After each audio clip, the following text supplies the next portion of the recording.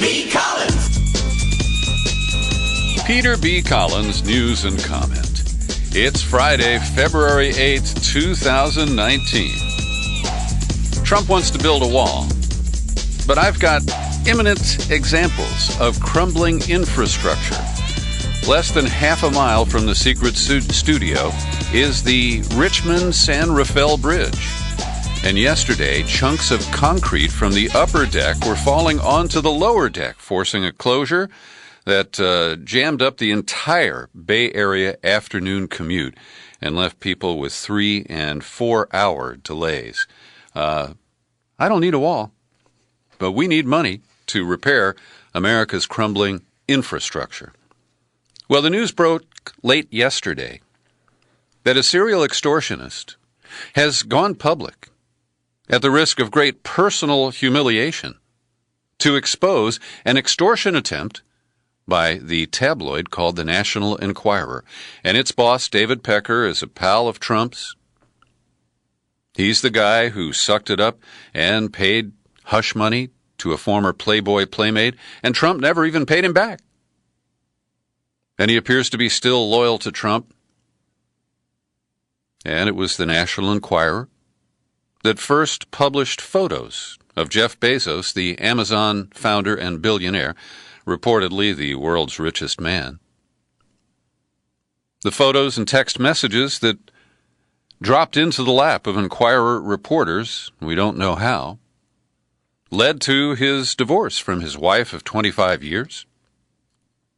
And then a remarkable effort by the leaders of the National Enquirer to use dick pics. That language was actually used in one of the extortion emails from the editor of the National Enquirer. It's astounding. And so Jeff Bezos knows that if you submit to blackmail or extortion, you can never stop. And those who get the better of you, who gain leverage over you, are already amoral, unethical people who will never end the kind of extortion once it starts. So I think Bezos had no choice. And he did publish a remarkable piece. I've linked to it in the show file for this podcast. It appeared on Medium last night, and I read it. And Bezos clearly has the National Enquirer and David Pecker on its proverbial heels. Now, the Enquirer says that it had tracked the lovebirds across 5 states, 40,000 miles, observing them as they boarded private jets, rode in limousines, and repaired to 5-star hotel hideaways. And I don't know who this woman is, Lauren Sanchez. She had a TV show on Fox, so that's why I don't know. At any rate, I don't care about Jeff Bezos, his dick, or his mistress. And I don't really care about his divorce. Those are his problems. But this kind of a brazen extortion effort is something that I'm glad he is working to stop.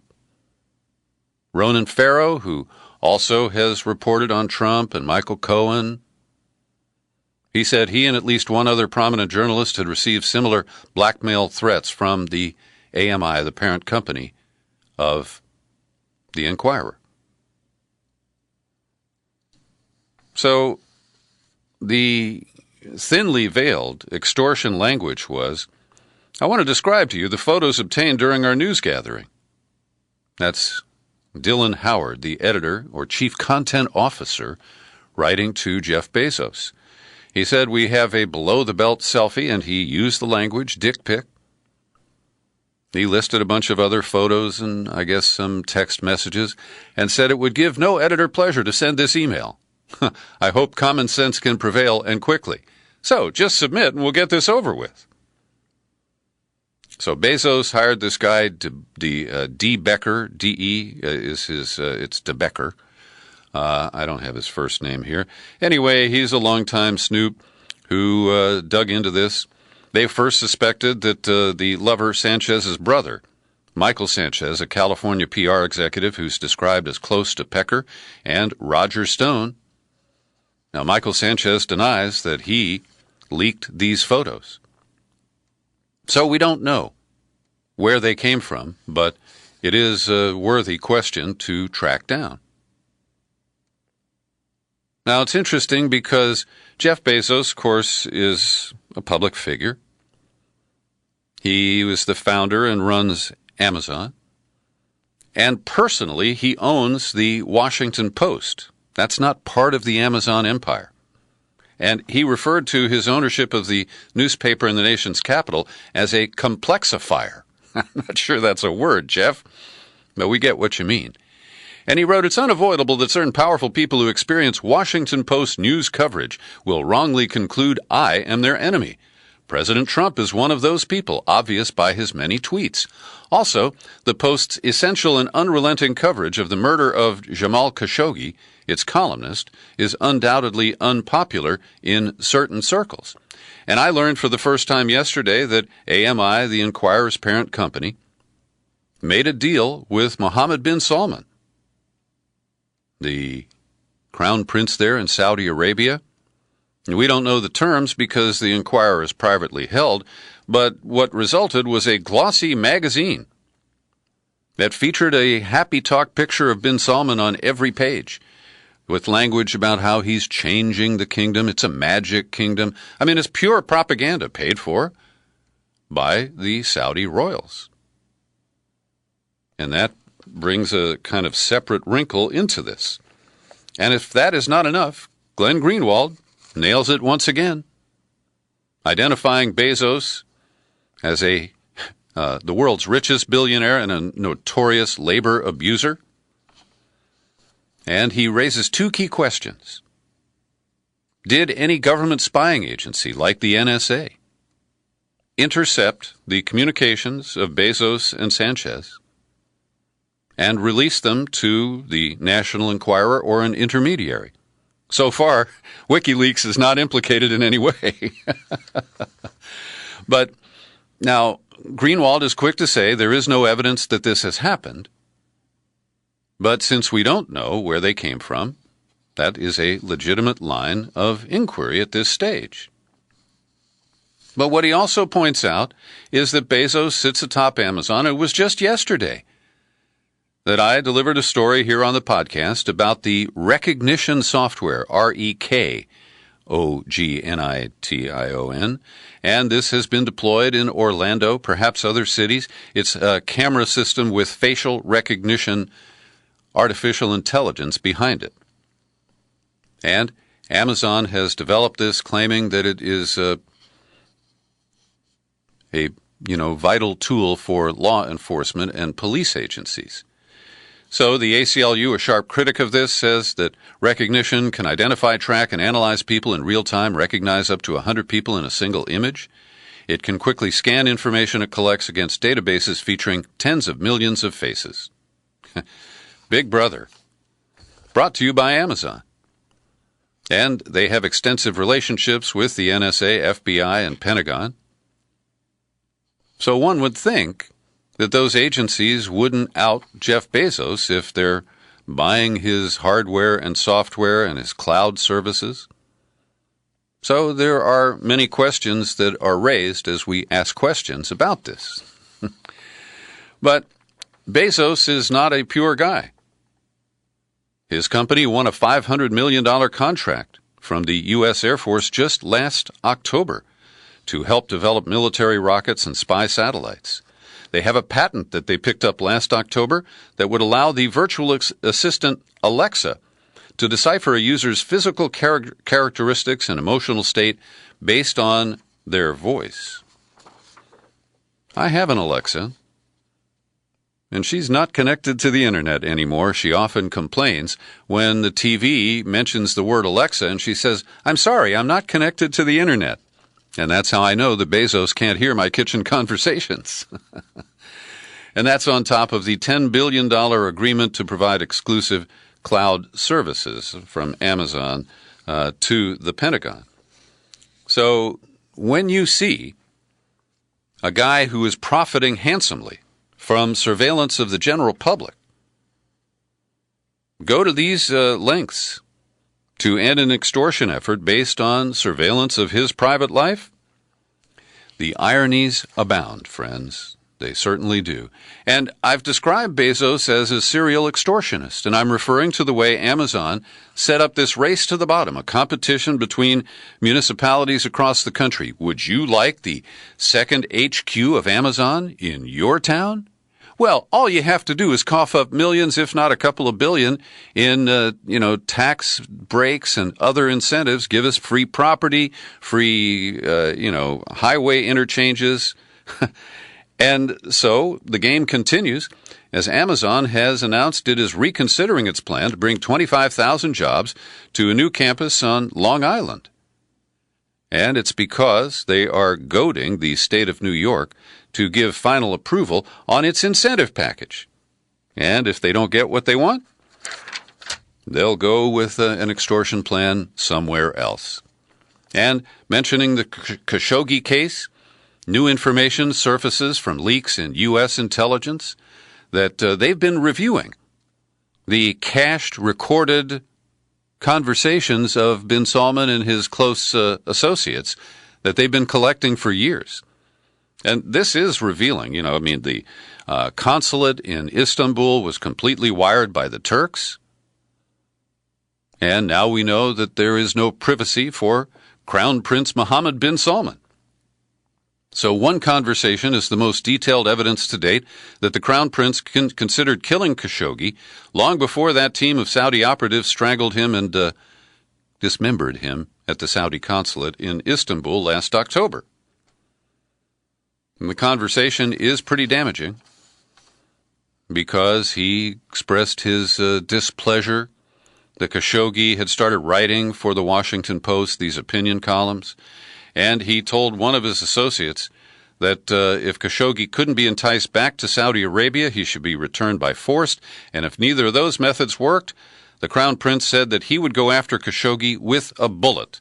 Now, of course, that could be just a lame metaphor, but given the way he was taken out, they didn't bother to use a bullet. They used a more brutal and grisly method of dispatching him. Also, a few days before that conversation, Prince Mohammed complained to Saud al-Qahtani, who was the boss on the ground of the assassination of Khashoggi. He complained to al-Qahtani that Khashoggi had grown too influential. And al-Qahtani said, well, look, any move against Khashoggi is risky, could create international uproar. And the prince scolded him. Saudi Arabia shouldn't care about international reaction to how it handles its own citizens. And he went on to say the prince did that he didn't like half measures. Now, consider that all of this has come public just in the last 24 to 36 hours. And consider that we are seeing smears of the top Democratic officials in Virginia, of Jeff Bezos, the Washington Post, possibly linked to the Saudis. And we're just seeing this wave of takedowns right now. And I don't believe it's accidental. Now, I know I can have to put on a tin hat and people accuse me of being a conspiracy theorist. But there are conspiracies. And I think these are worth exploring. Every day I pause to thank the conspiracy theorists and other people who support my work here at the Peter B. Collins Podcast with your subscriptions. Have I recently mentioned Carl Howard, a devoted listener who helps correct my web links in the show file of the podcast when I get them wrong? He's based in Columbus, Ohio. Linear Bob Getzla is right here in San Francisco.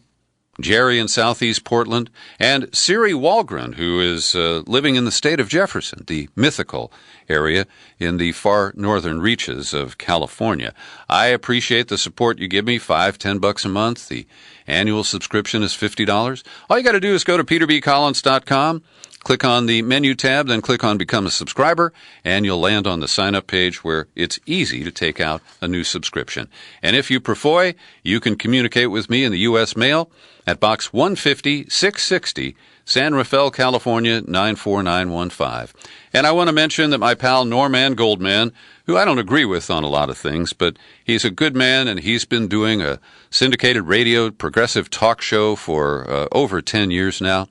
And he's announced that market forces have pressured him to the point that he is ending his show at the end of next week. And it's a plight that we face.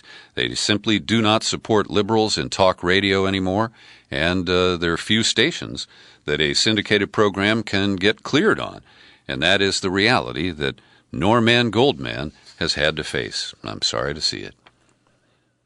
Well, let's get back on the Russiagate beat. Federal prosecutors told a judge that Paul Manafort might have lied to them about an extremely sensitive issue in hopes of increasing his chances to get a pardon from Don Juan Trump. The case of whether Manafort could have been angling for a pardon came during a closed session in the federal district court in Washington.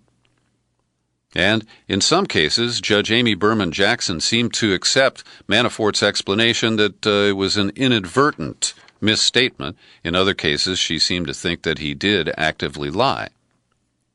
But the prosecutors from the Mueller team say that he's just angling for a pardon, and that appears to be what is motivating him. Now, this is causing his plea deal to unravel. And I should have mentioned that the National Enquirer is facing a plea deal unraveling of its own.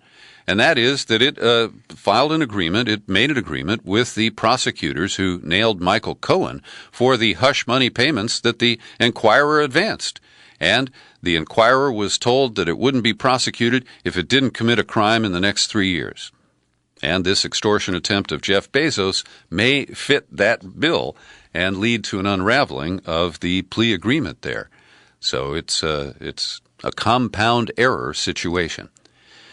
Matt Whitaker, the acting attorney general, probably for another week because this guy Bob Barr, he's going to be confirmed by the Senate next week. The Democrats didn't put up much of a fight. And he's actually worse than Jeff Sessions because Sessions couldn't disguise all of his evilness, and Barr is much better at it. At any rate, Whitaker, who danced around whether he would appear before the House Judiciary Committee with or without a subpoena, there was no subpoena. He showed up. And when pressed by Chair Gerald Nadler, he said, "I have not talked to the President of the United States about the special counsel's investigation." He also hasn't talked to White House officials about it, he said. "We have followed the special counsel's regulations to a T. There's been no event, no decision that has required me to take any action, and I've not interfered in any way with the special counsel's investigation." Then when Zoe Lofgren, a Democrat from Silicon Valley, pressed him, he said, "You are asking me whether I talked with anybody in the President's circle or the White House about my views of the special counsel investigation when I was a private citizen before I joined the Justice Department." "That's correct," she said. "No, I did not." Now, this is an apparent falsehood, or at least a little white lie, because in July of 2017, Whitaker interviewed with then White House counsel Don McGahn about serving on the legal team for Trump. So that's a potential problem. They also brought up the issues of the defunct Florida company that he worked for, World Patent Marketing, and he was front and center, it appeared, on some of the fraudulent schemes. He has failed to respond to any of the inquiries from Congress about his past, at least at that company. So, tonight I'll be watching Bill Maher, and I will be shocked if Bill Maher issues a correction or a retraction of a big blunder he made last week. I pointed it out on the podcast and in a Facebook post. He put up 3 pictures and said these 3 people testified on Capitol Hill this week. It was the Director of National Intelligence, Dan Coates, head of the CIA, Bloody Gina Haspel, and according to Maher, it was Andy McCabe. Only Andy McCabe got fired by the Trump administration at the end of February last year. And it was, in fact, Chris Wray, the new FBI director, who was there, not McCabe. So I don't expect that correction to occur, but if anybody knows how to reach Maher and goad him into that, please do. Andy McCabe has a new book out, and he is explaining. Let's see if we have the name of the book here. Maybe I'll find it in the in the text here. At any rate, McCabe's book is going to come out next week, and he writes that Rod Rosenstein, who has publicly defended the memo he wrote that was used to justify the firing of James Comey, Well, he fumes at having to do that. McCabe writes, he said it wasn't his idea. The president ordered him to write the memo justifying the firing. Rosenstein said he was having trouble sleeping. There's no one here I can trust. And just 5 days later, he fairly unilaterally appointed Bob Mueller as the special counsel. Was that payback for Trump forcing him to write the termination memo for James Comey? Well, McCabe himself became the acting FBI director after Comey's firing. He said the president and his men were trying to work me the way a criminal brigade would operate, recalling an Oval Office meeting soon after his elevation to acting director. He said Trump asked him how he had voted in 2016. Just amazing stuff. Meanwhile, Trump has been tweeting, as he usually does during his executive time, and Individual One has been targeting Adam Schiff, now chair of the House Intelligence Committee, and it turns out that there is a picture of Adam Schiff talking to Glenn Simpson. Simpson's the founder of Fusion GPS, the research firm that you know hired Christopher Steele for the so-called dossier, and it was actually Simpson who took the work of Steele and put it into the memos that were sent to the Clinton campaign, laundered through a law firm in Washington. So Trump doesn't like this. He said, now we find that Adam Schiff was spending time in Aspen with Glenn Simpson, and he gets the order wrong. He says of GPS Fusion. It's Fusion GPS. And that's circumstantial. You know, they both, Schiff and Simpson say they just exchange greetings. But, you know, that's what Loretta Lynch said about her tarmac meeting with Bill Clinton in Phoenix, of course. Now, the real tweet storm that matters is Trump quoting the remarks that came from the Republican chair of the Senate Intelligence Committee earlier this week, who told CBS that based on the evidence to date, his committee cannot find any definitive evidence that there was coordination during the 2016 campaign between Trump and the Russians. Quote, if we write a report based on the facts that we have, then we don't have anything that would suggest there was collusion by the Trump campaign in Russia. And it's fascinating to see because the new democratically controlled House Intelligence Committee issued a kind of mission statement, and it's all very broad about looking at corruption, at conflicts of interest, at lies to Congress. But they're no longer talking about who hacked the DNC or who stole that information and how it got to WikiLeaks. And that's always been sticking in my craw. Because I think what we're seeing shape up here is the corruption of Donald Trump and all the people around him, some of whom were working on schemes they thought would benefit Trump, and others who were working on schemes they thought would benefit themselves, and sometimes both. We shall see when it comes out in the wash, but I think people need to be prepared for a letdown. That Rachel Maddow's telenovela is not going to have the happy ending that she has been promising us. Well, I am truly shocked. Now, this is just an interim decision, a temporary stay, but the Chief Justice of the Supreme Court, who has been hostile to abortion rights, cast the swing vote 5-4 that blocked a Louisiana law, one of those pretextual laws like the ones in Texas, that could have left Louisiana with only one doctor in a single clinic authorized to provide abortions. And with the temporary stay and the expectation the court will take up the case in its next term at the end of this year, well, this is a surprise. Because John Roberts could have sided with the other Catholics on the court, including Brett Kavanaugh and Neil Gorsuch, and it would have shuttered all but one of the abortion clinics in the state of Louisiana. And I heard Rush Limbaugh getting really worked up about this morning, and I need to reiterate that Rush Limbaugh connects the attacks on Ralph Northam again today with his posture on abortion rights and his advocacy for what is seen by the pro-life people as an infanticide bill in the Commonwealth of Virginia. And it astounds me that a week into this scandal, crisis, whatever you want to call it. I'm the only one I know of who has been connecting those dots explicitly. And Rush Limbaugh's broadcasts are not encrypted or in a foreign language. I don't know why nobody else has picked this up. And the New York Times recaps that currently in Tennessee, South Carolina, and Arkansas, they're passing bills to restrict access to abortion and pretextual bills that they hope the Supreme Court will use to overturn Roe versus Wade.